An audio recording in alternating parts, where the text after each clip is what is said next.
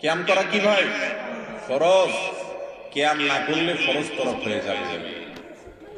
আল্লাহ তাআলা বলেছেন ওয়াকুমু লিল্লাহি কানিতিন, তোমরা আল্লাহর আনুগত্য করতে গিয়ে, আল্লাহর হুকুম মানতে গিয়ে দাঁড়িয়ে যাও, কিয়াম করো।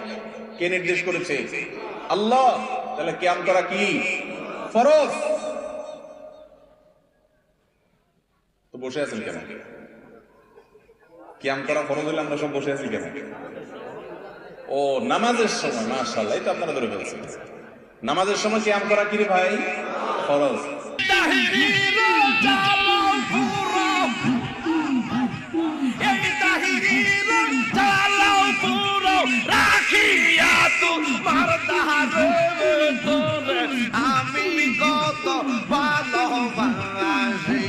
ভাইয়ের আমার, সরওয়ারে কায়নাত সাল্লাল্লাহু আলাইহি ওয়াসাল্লামের শানে সালাত ও সালাম পেশ করুন।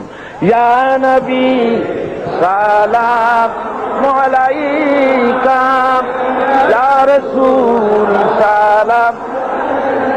রাসূলের শানে খুব মহব্বতের সাথে সালাম পেশ করেন। মদিনা মুনাওয়ারায় ফেরেশতারা এই সালাম পৌঁছে দেবেন। মহব্বতের সাথে পড়েন, ইয়া নবী সালাম আলাইকা, ইয়া রাসূল সালাম আলাইকা, ইয়া হাবিব সালাম আলাইকা, সালাওয়াতুল্লাহ আলাইকা। दीद रोज़े की तमन्ना दिल में है यही तराना, हो कैसे मदीना जाना, लेकिन है दिले दीवाना। या नबी सलाम अलैका, या रसूल सलाम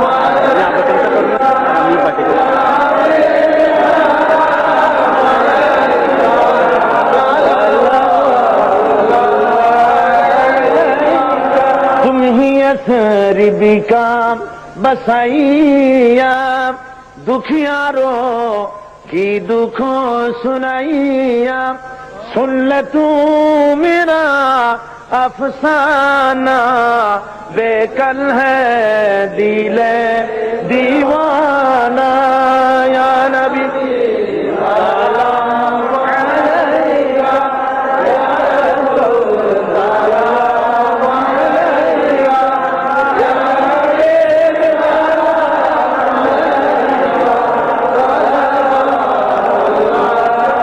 अलैका, भूल न जाना रोज क़यामत, हम है ख़ाने शफाअत, हम पे भी करम फरमाना, बेकल है दिले दीवाना।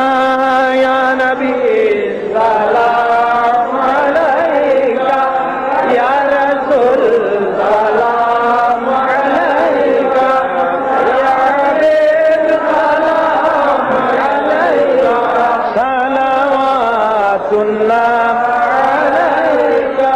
नबी ना होए दुनियात, ना होए ফেরেশতা আল্লাহর, হয়েছি উম্মত তোমার, তার তরে শুকর লাখো বার। ইয়া নবী সালাম আলাইকা, ইয়া রাসূল সালাম আলাইকা, ইয়া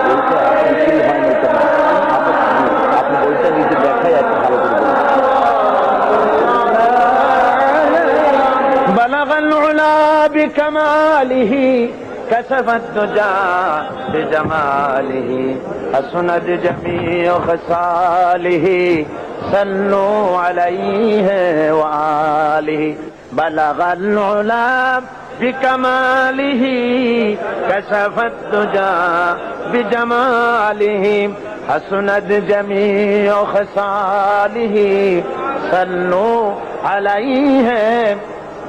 আরবের বুকে মক্কার পরে আমিনার যেথায় ঘর, खुदार करुणा काउसार हुए जोर से बारंबार बलागल गुलाब बिकमालिही कशफत दुजा থেকে বেলাত মানে জন্ম। এ পৃথিবীতে কেবলমাত্র শুধুমাত্র যারা রাসূলের জন্ম নিয়ে আনন্দ করেছে তারা জাহান্নামে গেছে, যেমন আবু লাহাব, আবু তালেব। এরা কিন্তু রাসূলের জন্মে খুশি ছিল। কথা বুঝতেছেন? এরা রাসূলের কিসে খুশি ছিল? মিলাদে, জন্মে। এত খুশি নিজের কাজের মেয়ে লোক পর্যন্ত আজাদ করে দিয়েছে। যা আমার ভাতিজার কথা বললি ধরে আমি আজাদ করে দিলাম। এইটা রাসূলের যুগে ছিল না, এটা সাহাবায়ে কেরামের যুগে ছিল না, এটা তাবিঈনদের যুগে ছিল না, এটা তাবিঈনদের যুগে ছিল না।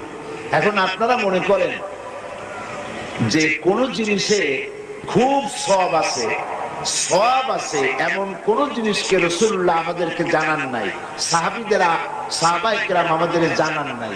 আপনারা কি এই ধরনের বিশ্বাস করবেন? এরকম বিশ্বাস করবেন?